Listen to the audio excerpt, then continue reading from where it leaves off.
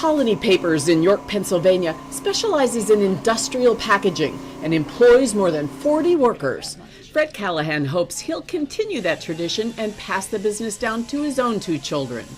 And it is my goal, my hope, that at some point, hopefully not too soon, when I pass on, that they could take over ownership of the company. But many heirs risk losing the family business when a company owner dies. Pennsylvania is one of just a handful of states that charge children an inheritance tax of 4.5% on every dollar of the business's assets.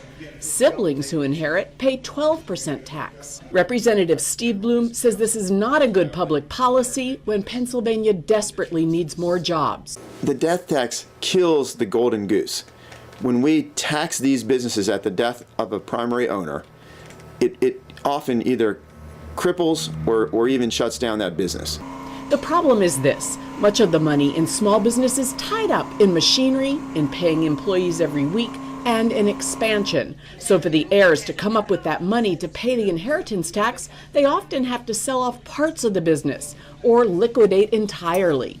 Colony Papers' Fred Callahan says it's another hit on small business that hurts state economic growth. Growth generally entails hiring more people. And when you curtail growth, obviously it's a negative effect on your ability to do that. Last year, the Pennsylvania legislature passed a bill exempting family farms from the inheritance tax because their assets are tied up in land, livestock, and equipment.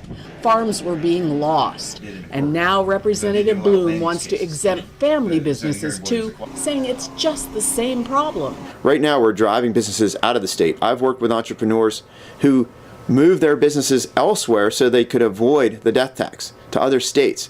Now, what this does is keep our businesses here in Pennsylvania, and it allows them to continue to deploy their assets productively rather than being forced to liquidate their assets. NFIB wants small businesses to survive from one generation to the next. Please call your senator and representative and ask them to vote to repeal the death tax on family companies. It will be good for employees, good for customers, and good for small business.